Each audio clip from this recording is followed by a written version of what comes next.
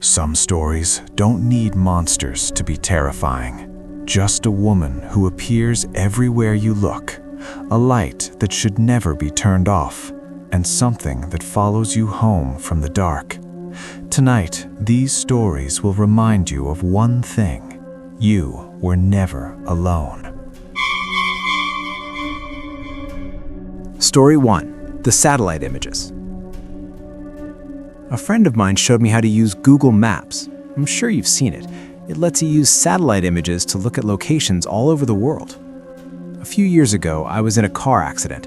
Since then, I really don't leave the house that often. It's difficult, and the idea of seeing a car drive by me makes me feel lightheaded.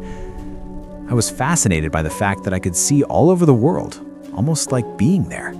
I could virtually walk down the streets, and it almost felt like I was really there. I became instantly hooked. It gave me a real eye on the world. I could go to almost any major city, and I did. I had seen streets in China, Japan, Germany, and England, so many places. I'd even gone to tourist attractions like the Great Barrier Reef and Dracula's Castle. My favorite was to go to random places in major cities and see how many people and animals I could find. The faces of the people were always blurred to protect their privacy, but it was still enjoyable to see them out there, enjoying their life, walking like it was no big deal. "She must have good taste," I laughed. I zoomed in closer and noticed the gray bag she carried on a gray and purple shoulder strap.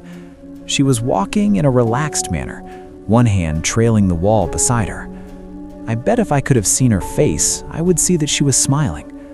I began to feel a little sad. I let my hands fall onto the arms of my wheelchair and looked at her for a minute more. I wished that I could be there, walking so carefree with her. That wouldn't happen, though, until I died. I was stuck in this chair. I sighed and zoomed out of Tokyo. Enough of this for tonight. I turned off the computer and went to bed. I got up early and decided to look around Paris. Paris was always fun. I liked the look of the city, with all of the old, beautiful buildings and so many people to watch.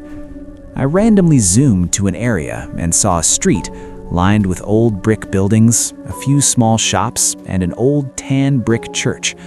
Ahead was an intersection and dozens of people walked by. A balding businessman walked quickly past an old woman, hair covered with a scarf, carrying a large purse. A curvy woman in black pants that were too tight stared into a store window, and two women led a group of small children around a corner. I spun the view around a few more times and then saw something peculiar. Sitting on the bench at the bus stop were two people. One of them was a young woman with her feet stuck in front of her in a relaxed manner. She was wearing a pair of red sneakers, like my own. I was startled for a moment as I noticed the black pants, white t-shirt, and black hooded jacket. Her dark brown hair was tied loosely behind her head. A gray bag sat on the bench beside her, the shoulder strap hooked over her shoulder. "This is crazy," I thought. "It can't possibly be the same woman. This is a different country, different continent even. How could it be her?" This was stupid. It wasn't as if these were live photographs. They were taken ahead of time and then stored. It's not like she was in two places at once. She could just be a traveler. Besides, without seeing her face, it was impossible to tell it was the same person. Brown hair was probably the most common hair color in the world. Those red sneakers were something I purchased online. I'm sure a million other people did too. I shook my head and went to fix some lunch. When I got back online, I decided to look at Berlin. I picked a random street, as usual. It looked pretty empty. There were brick buildings lining the streets, looking more like factories than anything else. There were also empty lots, full of long grass and piled gravel. There wasn't much to see at all, really. There was a line of motorbikes and a car with two German flags sticking up from it. After more searching, I found one kid. He looked like he was dressed for school, a jacket thrown over his back. He was intently looking at some kind of mobile device. I was disappointed. I started to leave, but then I caught something out of the corner of my eye. I turned the view, and there they were, those damned red sneakers. She was standing on a street corner next to some kind of signpost. She had a hand on the post, looking down the street as if waiting to cross. I stared, in shock. How could she be there, too? Even if she was traveling, there's no way I would find her every time. Even finding her in Paris would have been one heck of a coincidence. But this was crazy. Was this some kind of joke? Had Google decided to play a prank on its users that use their product so much? It would have been a great joke. I did a quick search, looking for a note about a woman that shows up like Waldo. There was nothing. I looked through articles on strange things you can see on Google Maps, but none of them mentioned the woman that travels the world with you. This was crazy. Had my self-imposed isolation driven me mad? Had I become so lonely that I created a hallucination for myself? Leaving the Berlin image on my screen, I sent a text message to a friend, asking him to look at the locations. I asked him if he saw the same woman. Then I waited, hands sweating, heart thumping in my chest. I jumped when my phone beeped with a return text message 10 minutes later. The text read, "I see the lady you're talking about in Berlin. I didn't see her in Paris or Tokyo. Is this some kind of game or what? Are you okay?" I didn't respond, instead returning to the locations in Tokyo and Paris. There she was. She was there, but it was different. She no longer sat on the bus stop bench in Paris. She was standing in front of it, looking for something in her bag. In Tokyo, she was blocks away, squatting down to pet that calico cat. I shivered. Who was she? What was happening? I switched the map to Brussels. It was another city street. It was lined with old-looking buildings with shops on the ground level and what I guessed was apartments above. I quickly scanned the streets. They were empty other than a stocky woman in a bright blue sweater. I did a second sweep. She wasn't there. I sighed in relief. I couldn't believe I was getting so worked up about this. It was nothing but a coincidence. I stopped, my eyes frozen on the screen. There was a building at the point of a fork in the road, white with a black ironwork framed balcony jutting from the second floor. I hadn't seen her as I had been looking at the sidewalks. There she stood, standing on the balcony, her head tilted in the direction of the camera, almost like she was coyly looking toward me. My breath caught in my throat. I switched to Sydney. She was leaning against the wall inside the doorway of a bright blue Carrick's pharmacy building. London showed her getting ready to step onto a red double-decker bus, her head turned to look over her shoulder. She was everywhere I looked.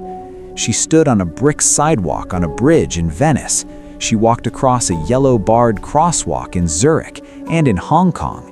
And she stood between a Wing Lung Bank and a McDonald's adjusting the strap on her bag. In each picture, she came closer and closer to looking directly at me with her blurred-out face. My heart felt like a terrified bird slamming around inside my chest. I couldn't catch my breath. I wasn't sure what to do. I couldn't call the police. Should I send screenshots to Google? I clenched my fists tightly and closed my eyes. Who was she? Was she following me? Was I following her? I wish I could see the expression on her face, know what she saw when she looked back at me. I wanted to get out of the chair and run. Why is it that the only thing that made me feel free again was the thing that made me feel even more trapped? I had to know. I typed in the name of my town and zoomed into a random street. It was a couple of miles from my house. The gates to the city park were shown in the clarity of daylight, despite it being night here. There she was. There she was. She was only a few miles from my house, standing under the ironwork arch that stated the name of the park. She looked directly at the camera, directly at me. I felt like I might throw up. She was near me and she was watching me. She was coming for me. What did she want? I typed in the name of the apartment complex where I live. I could see the outside of the building. The parking lot was full of cars and there were a few blurred-out children on the playground. I searched everywhere for her. She wasn't in the parking lot or on the sidewalks, not hiding between the buildings or standing in the playground. I even scanned each of the cars, behind the bushes and each of the blurred windows. She wasn't there. I I curled tightly around myself and lay my head down on the desk. This place was safe. I didn't leave the apartment anyway. I would never use Google Maps again. I would never see her again. She could stay at the park for all I cared. I smiled to myself and was surprised to find a tear slipping down my face.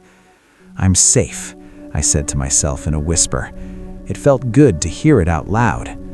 "I'm safe." As I said it, there was a knock at the door. A chill ran down my spine. I had a camera hooked to my computer that showed who was at the front door, which made it easier for me with my mobility issues. I slowly reached for the control to show myself who was outside, but my hand trembled furiously. As I touched the control, I realized my mistake. The last of Google's images that I had seen had only shown the outside of the building, just the outside. I looked at the screen and saw a woman in a white t-shirt, black pants, black hooded jacket, and carrying a gray bag with a purple and gray striped shoulder strap. Of course, there were those red sneakers. She looked directly at the camera, her face still a complete blur. As I tried to stifle a scream, she raised a hand and knocked loudly on my front door. Story 2. Grandma's light is always on. In one corner of my grandma's living room stood a lamp that was almost never turned off. She would change the bulb every week like clockwork, waiting until the afternoon sunlight poured through the windows and filled the room. Even then she hurried, holding her breath until the deed was done and the lamp was back on. I would ask her about it once in a while. Each time she would smile softly, tousle my hair, and promptly change the subject. I didn't learn the truth until I was 13, the first time I turned off the lamp. I just wanted to see what would happen. Grandma screamed when she walked into the darkened living room, a plate of cookies falling from her hands and crashing to the floor. I could hear her praying under her breath as she raced to turn the light back on. Tears were shining in her eyes when she turned to me, her lips pressed thin. Without warning, she slapped me hard across the face. Grandma had never so much as raised her voice before, and I was too shocked to cry. She cried enough for both of us, gathering me up in her arms and begging for my forgiveness. With her face buried in my shoulder, she finally told me about the lamp. It was a ghost light, she said. Ever since she and my grandpa had bought the house, back when they first arrived in America, the spirits of the dead had plagued her. Only when her burden threatened to drive her mad did she ask Grandpa for help. She had expected him to laugh her out of the house, but he had surprised her by nodding gravely. It was he who had first lit the ghost light, and as long as that beacon burned through the darkness, she had never seen another spirit. I stopped visiting my grandma after that. It started gradually at first, missing a day here and there, but by the time I received news of her death, I hadn't seen her in over 10 years. As her only living relative, I shouldn't have been surprised when I inherited her house. Yet as I sat in her lawyer's office, listening to him read her will, I was speechless. I had a difficult time paying attention after that, absorbed as I was with the business of remembering. So much love had filled those walls, so many happy memories. As I thought of my tiny, sterile apartment in the city, I quickly made my decision. I was almost overwhelmed by emotion as I walked through the front door. Everything looked exactly as I remembered it from my childhood. Houseplants still cluttered the windowsills, decorative bird plates still hung on the walls, and the ghost light still burned in the living room. Seeing the old lamp sent a chill down my spine. I froze in my tracks, the smile fading from my lips, and I couldn't help but think of the night Grandma had slapped me so many years ago. I had told my mother about the ghost light the next day, but she had dismissed it as simple old-world superstition.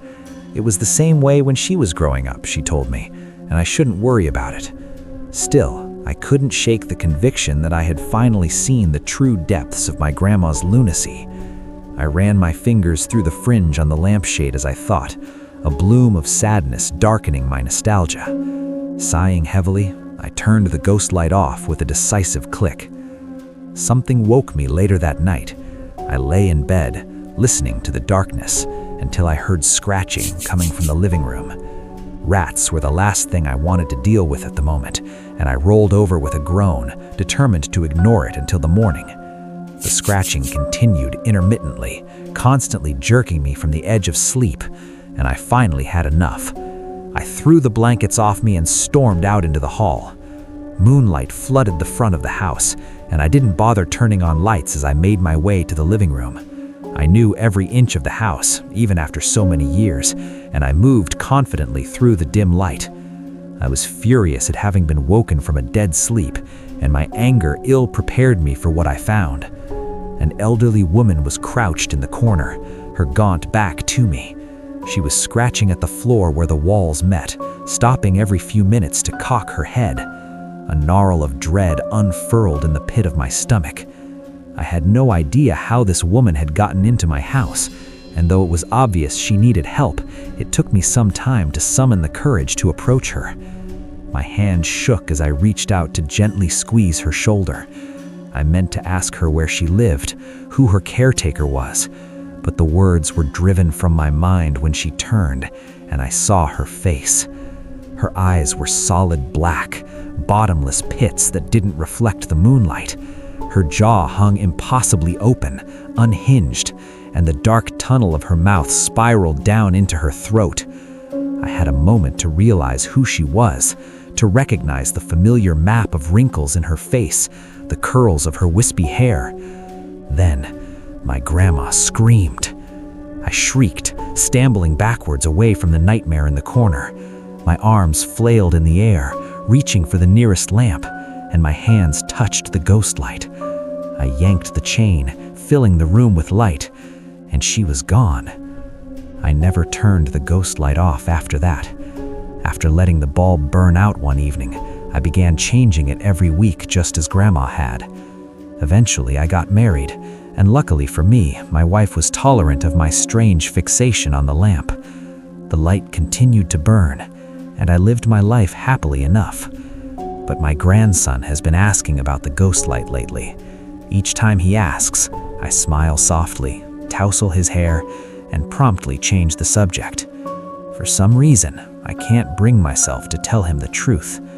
I think about how I pulled away from my grandma, how I thought her crazy, and I keep my mouth shut. I worry though. I know I won't be around forever, just as I know he will eventually turn off the ghost light. I worry that he might see me then, twisted and wrong, scratching in the corner. Story 3. Whispers of the Black-Eyed Skeleton. In a quiet town nestled at the edge of a thick forest, there was a legend passed down through generations. People spoke of a tall, skeletal creature that roamed the woods at night, a being with no eyes and a smile so twisted it could freeze your blood. One night, Ellie, a young woman who didn't believe in legends, decided to prove the creature was just a story. She packed a flashlight, some snacks, and her phone, heading into the forest where no one dared to go after sunset. The trees closed in around her as she wandered deeper, their branches clawing at the sky like bony fingers. Hours passed without incident, and Ellie started laughing to herself, thinking how silly the townspeople were for believing in ghost stories. She decided to rest by a large tree and pulled out her phone. As she was about to take a selfie to document her fearless adventure, her phone flickered and then died, even though it was fully charged moments earlier. The air around her grew unnaturally cold, and a low rustling sound echoed through the trees. Ellie's heart began to race as the sound grew louder. She shone her flashlight into the distance, but the beam barely cut through the thick mist that had suddenly appeared. Her breath quickened, turning into short, panicked gasps. Then she saw it. At first, it looked like a tree, standing impossibly still, but as she squinted into the fog, the shape became clearer. A towering figure, thin and impossibly tall, its bony frame stretched like skin barely covering bones. Its head was tilted unnaturally to the side, and where eyes should have been, there were only hollow, empty sockets. But the worst part was its mouth, spread into a long, twisted grin, lips stretched too wide, teeth too sharp, as if it were mimicking human expression without knowing how. Ellie froze, her flashlight trembling in her hand. The creature stood there, motionless, watching her with those empty sockets. Yet somehow she knew it could see her. The smile widened as if sensing her fear. Her legs finally obeyed her panicked mind, and she bolted. The sound of snapping twigs and crunching leaves followed her, far too close, but when she dared a glance over her shoulder, there was nothing, no creature, only the sound of footsteps closing in. Ellie ran faster than she ever had before, but no matter how far she sprinted, the cold breath of the creature seemed to be right behind her. Her chest ached, her legs screamed in pain, but she didn't stop until she burst through the edge of the forest, collapsing on the ground near the town. When she looked back into the woods, it was gone. For days after, Ellie thought she had escaped. She never spoke of the creature to anyone, convinced it was a hallucination brought on by her fear. But at night, when she closed her eyes, she would see it, its long skeletal frame, its hollow eyes, and that smile, always that smile. Then one night, she woke to the rustling outside her window. Her heart pounded in her chest as she slowly turned her head. Through the glass, she saw it standing there, its face pressed against the pane, that same twisted grin spreading wider than before. It had followed her home, and now it was waiting.